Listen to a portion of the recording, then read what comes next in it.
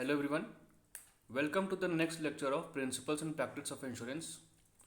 इसके पहले वाले वीडियो में हमने टर्म इंश्योरेंस पॉलिसी और एंडोमेंट पॉलिसी डिस्कस किया था। आज जो है हम जो भी बाकी बची हुई वेरियस टाइप्स हैं लाइफ इंश्योरेंस पॉलिसी के उसके बारे में डिस्कशन करेंगे। So without wasting any time let's start. Next is your whole insurance या होल ऑफ लाइफ इंश्योरेंस या होल लाइफ इंश्योरेंस पॉलिसी भी इसको बोलते हैं। ठीक है, क्या होता है ये?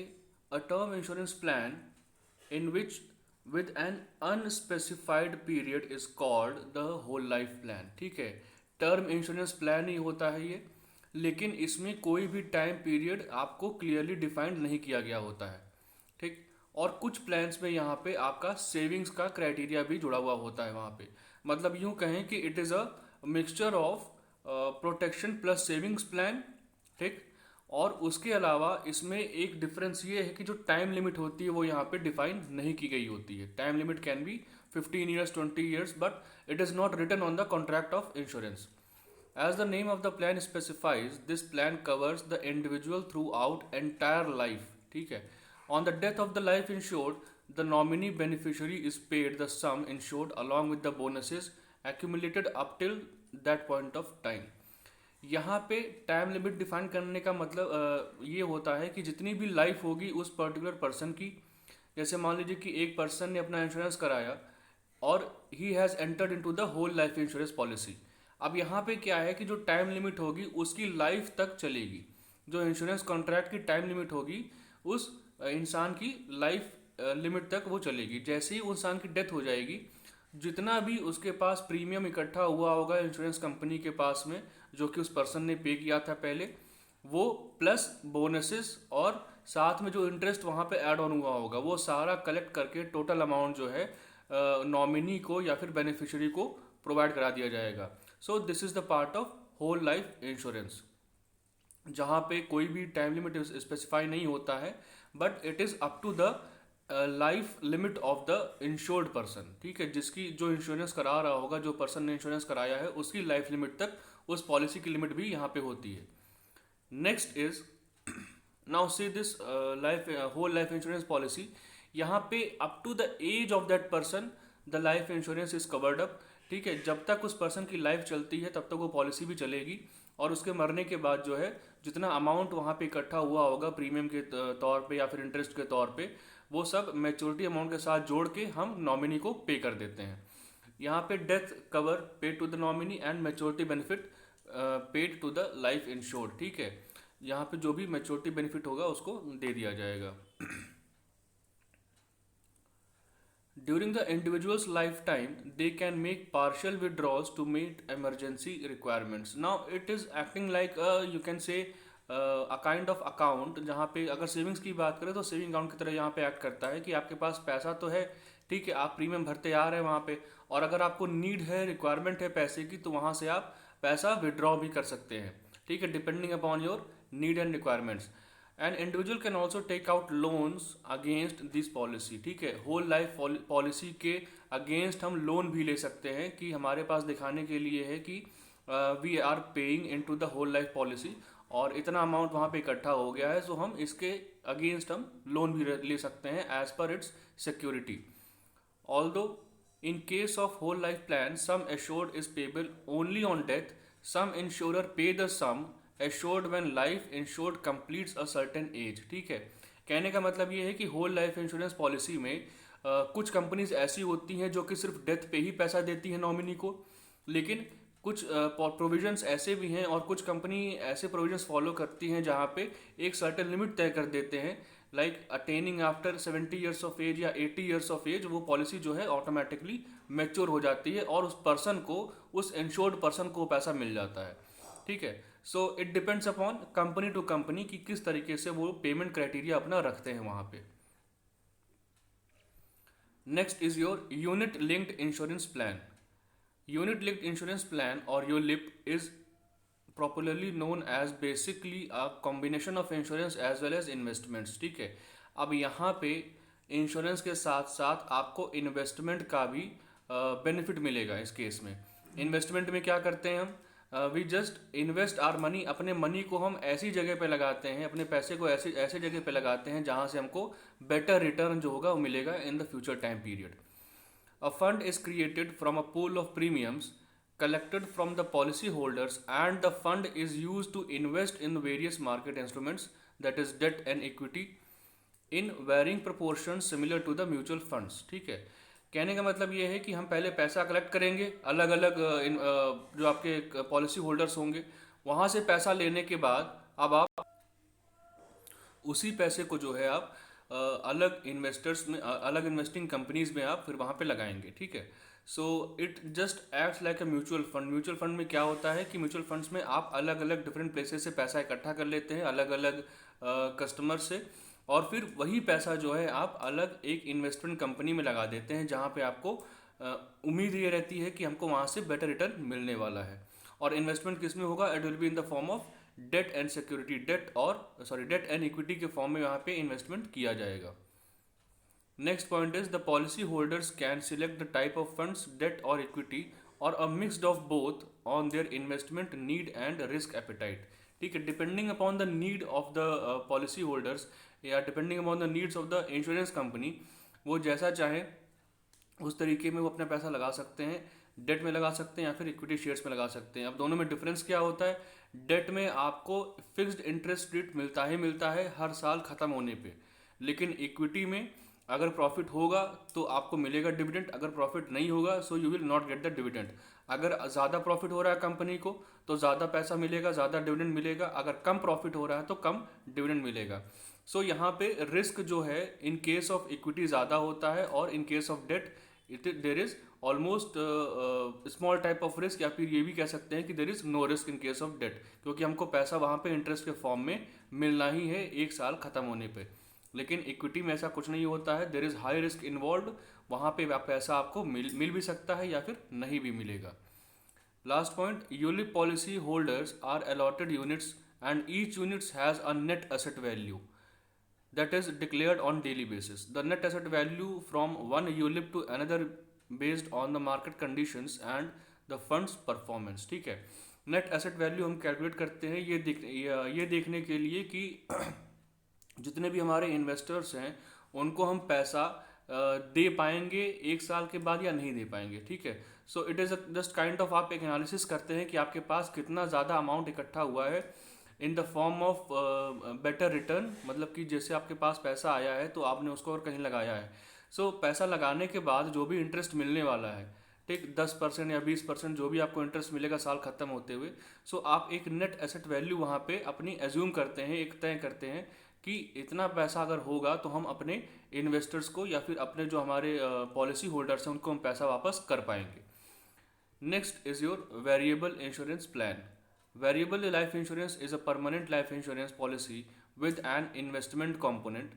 Variable universal life insurance can help the needs of those who want life insurance protection with the potential to build cash value. अब यहाँ पे क्या है कि बेसिकली लिक्विड एसेट्स की बात की जा रही है कि अगर किसी पर्सन को कैश या कैश इक्विवेलेंट की ज़रूरत ज़्यादा होती है. ठीक है, कैश इक्विवेलेंट का मतलब ये होता है कि वो सारे असेट्स जो कि आप एक साल के अंदर कैश में कन्वर्ट कर सकते हैं, दोज आर कैश इक्विवेलेंट्स. ठीक है, basically we are dealing with short term assets. So यहाँ पे कहने का मतलब ये है कि अगर कोई ऐसा पॉलिसी होल्डर है जिसको कैश की रिक्वायरमेंट ज़्यादा होती है, उस केस में वो अपना पैसा जो है वेरिएबल इंश्योरेंस प्लान में लगाएगा. The policy has a cash value account which is invested in a number of accounts available in the policy. ठीक है, एक ही पॉलिसी में यहाँ पे डिफरेंट टाइप्स ऑफ अकाउंट्स होते हैं और depending upon the needs of the policy holder किसी भी अकाउंट में वो पैसा लगा सकता है. A sub account acts similar to the mutual fund except it's only available within a variable life insurance policy. Mutual fund की तरह ही काम करेगा कोई भी आपका वेरिएबल इंश्योरेंस प्लान का जो सब अकाउंट होगा. ठीक है, लेकिन दिक्कत यहाँ पे ये है कि it acts with in a variable life insurance policy. मतलब ये है कि एक पॉलिसी के लिए आप एक ही अकाउंट चूज कर सकते हैं, दो अकाउंट में आप पैसा नहीं लगा सकते हैं under variable insurance plan. A typical variable policy will have several sub accounts to choose from with some offering upwards 50 different options. ठीक है, यहाँ पे नंबर ऑफ ऑप्शंस की बात की जा रही है कि एक पॉलिसी में आपको 50 तक के ऑप्शंस मिल जाएंगे, 50 सब अकाउंट्स मिल जाएंगे और आप चाहे तो किसी भी एक में पैसा लगा सकते हैं। यही इसकी लिमिटेशंस है वेरिएबल इंश्योरेंस प्लान की, कि सिर्फ आप एक ही सब अकाउंट में पैसा लगा सकते हैं और डिफरेंट अकाउंट में आप पैसा अपना नहीं इन्वेस्ट कर सकते।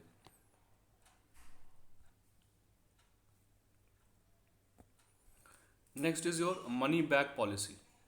It provides periodic payments of partial survival benefits during the term of the policy as long as the policy holder is alive।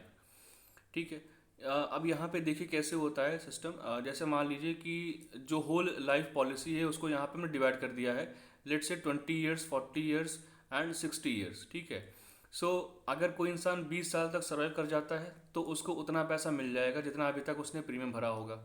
ठीक, अगर 40 ईयर्स तक भी सर्वाइव कर जाता है सो उसको अगला जो इंस्टॉलमेंट होगा 40 ईयर्स तक का सर्वाइवल बेनिफिट जो होगा मिल जाएगा। अगर 60 तक सर्वाइव कर जाता है तो सर्वाइवल बेनिफिट 60 ईयर्स तक का जितना इकट्ठा हुआ होगा वहाँ पे प्रीमियम के तौर पे वो पैसा मिल जाएगा। So it is acting like a kind of investment जहाँ पे आपको पीरियोडिक पेमेंट्स यहाँ मिलती हैं। ठीक है, you are getting the periodic payments over here, ये देखिए यहाँ पे लिखा हुआ है, you are getting the periodic payments of partial survival benefits. मतलब it depending upon the need, depending upon the criteria of the policy. अगर पॉलिसी में लिखा हुआ है कि 20 साल तक सर्वाइव करने मिलेगा या 40 साल तक सर्वाइव करने मिलेगा या फिर 60 ईयर तक सर्वाइव करने पर पैसा मिलेगा, सो जैसे जैसे टाइम पीरियड जो है क्रॉस होता जाएगा वैसे वैसे आपको पैसा वहाँ पे मिलता जाएगा। किसको पैसा मिलेगा? To the policy holder. ठीक है, next is your a distinguishing feature of the money back policy is that in the event of death at any time within the policy term, the death claim amounting comprises full sum assured without deducting any survival benefit amounts already paid as back money components। कहने का मतलब ये है यहाँ पे कि अगर policy की टर्म के दौरान उस पर्सन की डेथ हो जाती है, ठीक है, डेथ होने पे क्या होगा? जैसे मान लीजिए मैंने एग्जांपल दिया था कि 20 साल, 60 साल और 40 साल का दिया था। अगर मान लीजिए कि 20 साल तक उसने एक इंस्टॉलमेंट ले ली है और 40 ईयर्स अटेन करते ही उसकी डेथ हो गई, ठीक है, या 40 ईयर्स पहले ही 40 ईयर्स के पहले ही उसकी डेथ हो गई इस केस में, ठीक है, डेथ हो गई, तो इस केस में क्या होगा कि जो भी उसको सम एश्योर किया गया होगा पहले, मतलब अगर उसकी 10 लाख की पॉलिसी रही होगी, सो उसको यहाँ तक का पैसा नहीं मिलेगा, उसको पूरा का पूरा 10 लाख रुपीज़ जो होगा वो दे दिया जाएगा। ठीक है, यहाँ पे कोई भी अमाउंट डिडक्ट नहीं होगा, पूरा पैसा उसको 10 लाख का इंश्योरेंस पॉलिसी जो परचेज उसने की होगी वो उसको पूरा पैसा वहाँ पे मिल जाएगा उस केस में।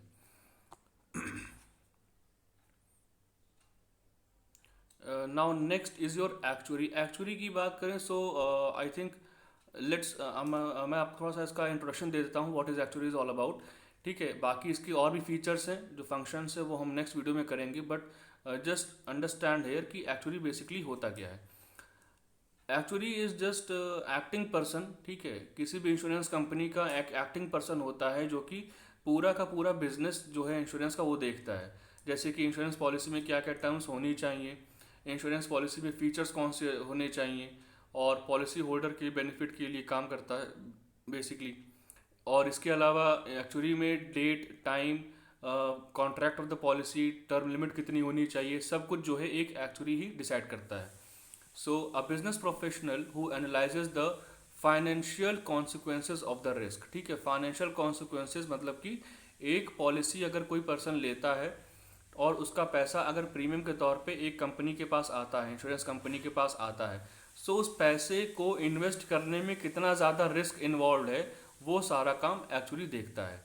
Mathematics, statistics and financial theory to study uncertain future events especially those of the concern to the insurance and pension programs। ठीक है, they are basically the person who deal with the statistical analysis। मतलब assumptions लगाते रहते हैं अपने mathematical फॉर्मूले के हिसाब से, या फिर यूँ कहें कि जैसे मान लीजिए एक फाइनेंशियल मैनेजर है तो हमेशा वो प्रेजेंट वैल्यू और फ्यूचर वैल्यू कैलकुलेट करता रहता है कि अभी अगर पैसा इतना ज़्यादा है तो आने वाले टाइम पीरियड में इन्फ्लेशन रेट के साथ वो पैसे की वैल्यू, एक्चुअल वैल्यू कितनी हो जाएगी। सो यही सब एनालिसिस करने के बाद जो पर्सन एक डिसीजन के तौर पे लेके आता है कि हाँ कौन कौन से इन्वेस्टमेंट अपॉर्चुनिटीज़ बेनिफिशियल हैं, वहाँ इन्वेस्ट करना चाहिए हमको, so that person can be considered as actuary. An actuary is an expert who applies mathematical and statistical method for the assessment of financial and other risk relating to the various contingent events and for scientific valuation of financial products in the field of insurance, retirement and other benefits and investments. ठीक है, अपनी जो भी knowledge उसके पास है, statistical and mathematical knowledge जो भी है वो अप्लाई करता है अपने बेसिक जो इंश्योरेंस पॉलिसी के क्राइटेरियाज वहाँ पे हैं उनमें अप्लाई करेगा और देखेगा कि बेटर रिटर्न जो है हमको कौन सी इन्वेस्टमेंट अपॉर्चुनिटी से मिलने वाले हैं, कौन सी ऐसी प्रपोजल्स हमारे पास पड़े हुए हैं जहाँ पे हमको रिटर्न जो है ज़्यादा मिलने के चांसेस हैं. So that's all for today. Actually का एक तरीके से हमने थोड़ा सा इंट्रोडक्शन ले लिया है, इसके बारे में और डिस्कस करेंगे in the next video. Till then be safe and be happy. Thank you.